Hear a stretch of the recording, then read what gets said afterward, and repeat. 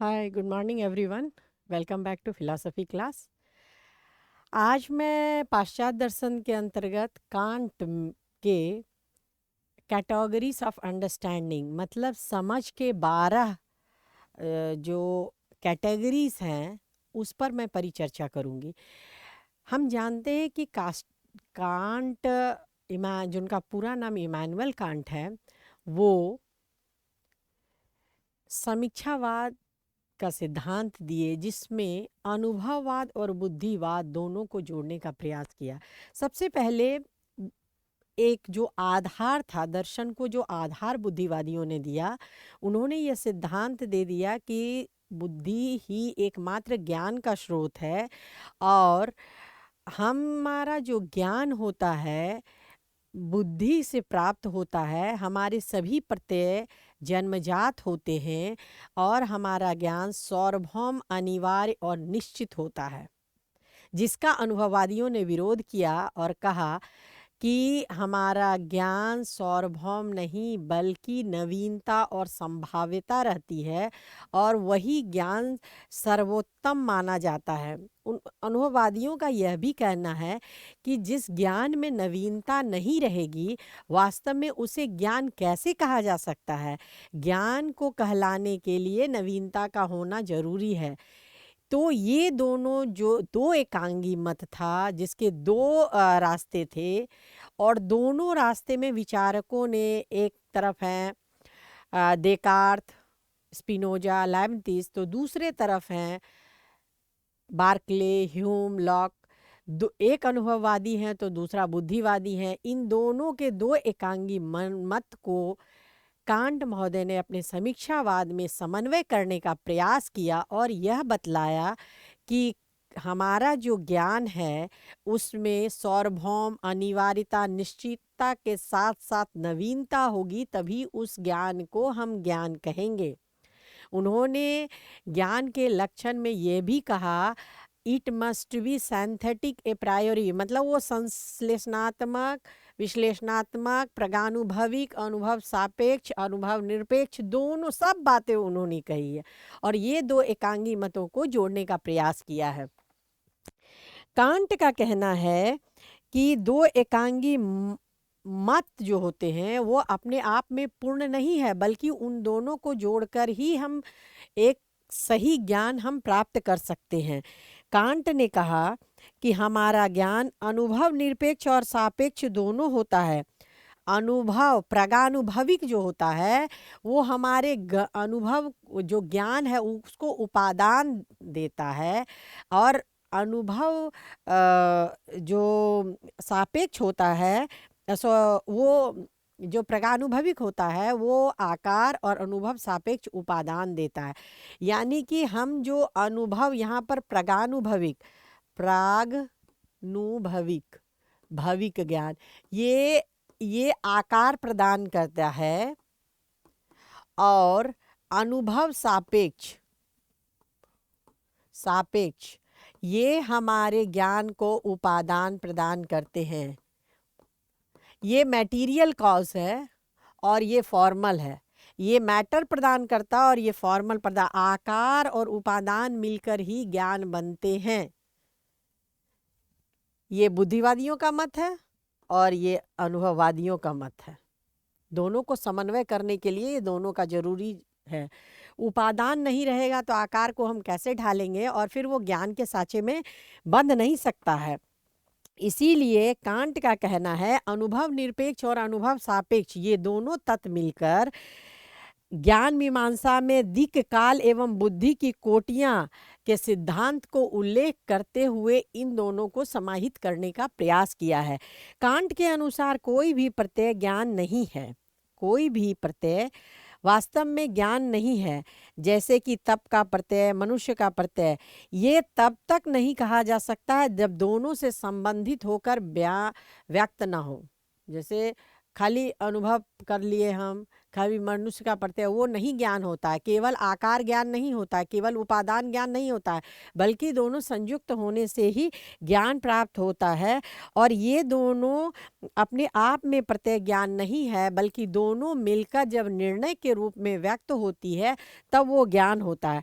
Can't के अनुसार सभी निर्णय ज्ञान प्रदान नहीं करते हैं। निर्णय भी दो प्रकार का होता है, एक है संश्लेषणात्मक निर्णय और दूसरा है विश्लेषणात्मक निर्णय।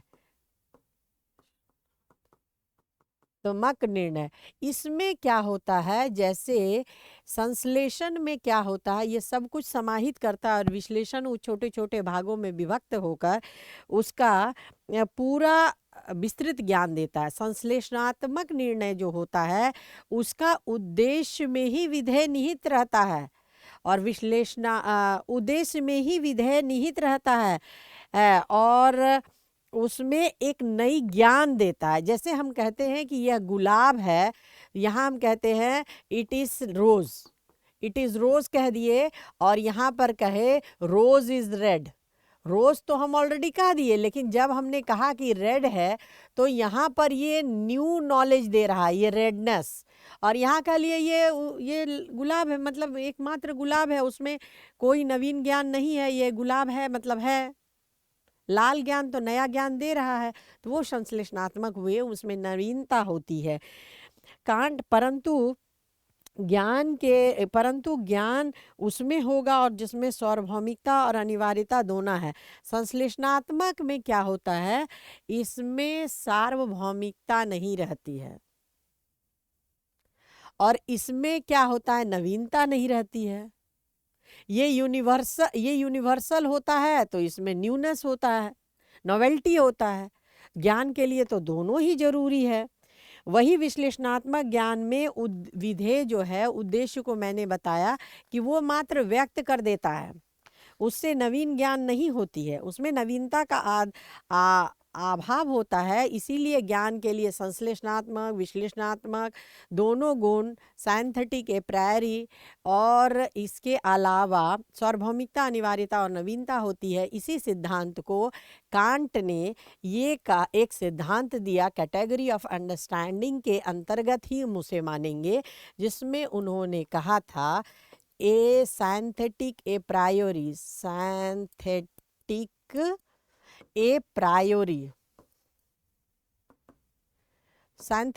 प्रायोरी दिया। कहा कि ज्ञान प्रागानुभवी संश्लेषणात्मक निर्णय है। कांट आगे यह भी कहते हैं कि दिक् और काल आत्मनिष्ठ होता है। उनके अनुसार उपादान इंद्रियां अनुभव से के द्वारा हमें प्राप्त होने के बाद वो ज्ञान जो हम वर्ल्ड में जो मैटर के रूप में इंद्रियां अनुभव हमारा उसको कलेक्ट करता है, उसके बाद दिक् और काल, स्पेस एंड टाइम। स्पेस का मतलब है कि आकार जो घेरता है, और टाइम यानी समय, वर्तमान काल, अभी इसी वक्त, ये दोनों सांचे में ढलते, ये दोनों के माध्यम से ग्रहण, प्रागानुभविक आकार के माध्यम से ग्रहण करती है। परंतु विश्व की व्याख्या, प्रत्येक घटना की व्याख्या के लिए ज्ञान को एक खास आकार प्रदान करती है, और इसी आकार को उन्होंने समझ के 12 आकार यानी कैटेगरीज ऑफ 12 अंडरस्टैंडिंग को इतने भागों में, अवधारणाओं को विभक्त कर, समझ के 12 आकारों में वो विभक्त कर उसका विश्लेषण करते हैं। कांट ये भी कहते हैं, वैसे अरस्तु से उनका विचार प्रभावित था। कांट ने अपने विचार में 4 प्रकार के बतलाए हैं। 4 प्रकार हैं, अपने हमारे विचार के 4 प्रकार हैं। एक है परिणाम, परिमाण होगा, परिमाण। दूसरा उन्होंने कहा था गुण। तीसरा उन्होंने कहा संबंध, और चौथा उन्होंने कहा पर्याय।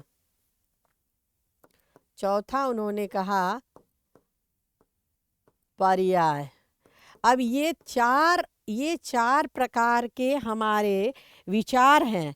अब इसमें क्या आता है, पूर्णता, एकता और अनेकता।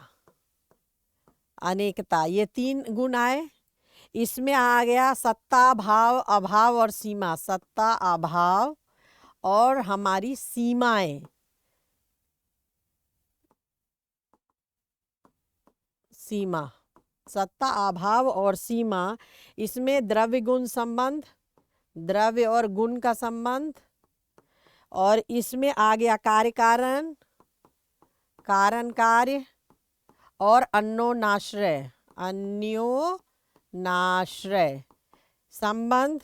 फिर यहाँ हो गया संभावना, असंभावना, भाव अभाव, भावना असंभावना, भावना, भाव अभाव, अभाव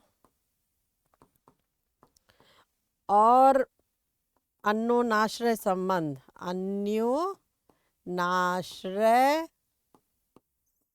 संबंध, अन्योनाश्रय संबंध।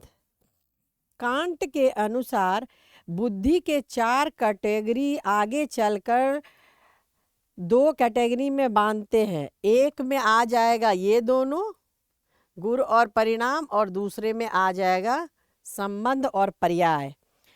इसमें गणितीय ज्ञान हुआ, ये दोनों में गणितीय ज्ञान, गणितीय ज्ञान, और इसमें है गत्यात्मक ज्ञान, गत्यात्मक,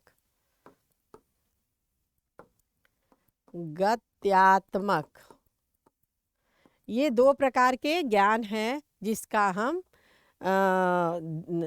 जिसमें उन्होंने बांटा है। अब यह प्रश्न उठता है कि सही ज्ञान हेतु उपादान और आकार दोनों का संबंधित होना जरूरी है। ये संबंध कैसे स्थापित होगा, कैसे ये दोनों में ढलकर हमें ज्ञान परिमाण के अनुसार पूर्णता, एकता और अनेकता है, जबकि गुण के अनुसार सत्ता, अभाव और सीमा है, संबंध में द्रव्य गुण है, कार्य कारण और अन्योनाश्रय है, और इसमें है संभाव्यता, असंभाव्यता, भाव अभाव और अन्योनाश्रित संबंध। तो इसमें संबंध कैसे होते हैं? तो उन्होंने कहा ये दोनों के बीच संबंध स्थापित करने के लिए एक थर्ड तत्व होता है, और जो दोनों के बीच संबंध स्थापित करता है और ज्ञान का उपादान सही आकार में धारण कर लेता है, और उसके माध्यम से ये ज्ञान होता है। ये थर्ड जो वस्तु बताए, तीसरा वस्तु है, थर्ड जो ऑब्जेक्ट है, वस्तु है, वो है दिक और काल। वो है काल, सॉरी, इसमें काल आता है, समय आता है, काल ही वो ऑब्जेक्ट है, दोनों में संबंध स्थापित कर हमें ज्ञान देता है। यह तृतीय वस्तु काल, जो बुद्धि और अनुभव दोनों को ही सामंजस्य और सामांगी बनाते हुए हमें ज्ञान के 12 समझ को एक आधार प्रदान कर निर्णय के रूप में परिवर्तित करने में हमें सहयोग करती है।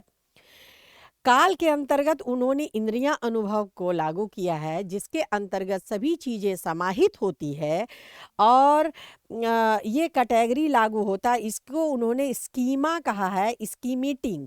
अब यह हम जानेंगे स्कीमा क्या होता है। जब काल दिक और काल में समझ की 12 आखाड़ियाँ, 12 अवधारणाएं उसमें समाहित होती है, तो स्कीम बनता है, जिसको उन्होंने स्कीमा कहा था। अब हम जानेंगे कि व्हाट इज स्कीमैटिंग। तो ये एक पद्धति है, स्कीमैटिंग, इसको उन्होंने स्कीमैटिंग कहा। और यह वह पद्धति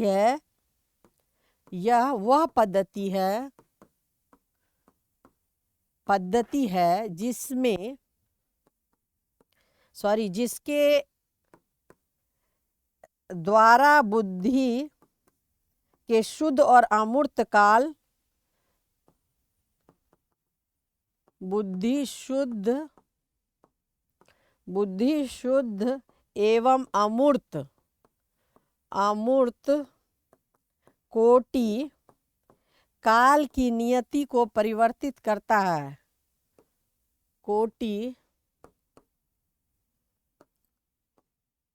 काल की नियति को परिवर्तित करता है।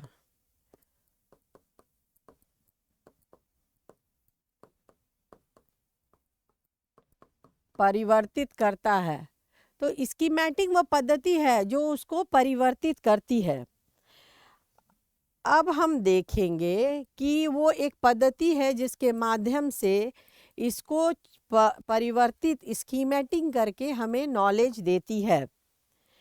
कांट कहते हैं कि गुण, परिणाम, संबंध और पर्याय विभिन्न कोटियों के अंतर्गत ही इस प्रकार व्यक्त होती है। काल एक अमूर्त एकत्व की कोटि व्यक्त करता है, तो कुछ काल अमूर्त बहुत विविधता की कोटि करता है।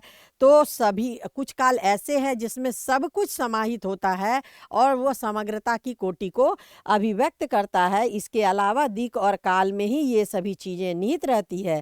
कांट के अनुसार 3 पर्याय हैं, स्थायित्व, पूर्वापर और सहअस्तित्व। ये तीनों ही इसके समरूप 3 परतें हैं, स्थायित्व के नियम, कारणता के नियम, सह अस्तित्व के नियम। इस प्रकार प्रगानुभविक विश्लेषणात्मक निर्णय का ज्ञान होता है और यह सिर्फ व्यवहारिक जगत के लिए नहीं बल्कि के लिए लागू होता है, पारमार्थिक जगत के लिए नहीं। इस प्रकार हमने देखा समझ के 12 आधार जिसके माध्यम से ज्ञान बनता है, वो किस प्रकार दिक् और काल जो थर्ड वस्तु है उसमें ये दोनों के संबंध स्थापित कर समझ के 12 आकार में से किसी एक में ढलकर दिक् और काल के माध्यम से ग्रहण होता है, जिसको कि उसके बाद वो ज्ञान हमें प्राप्त होता है।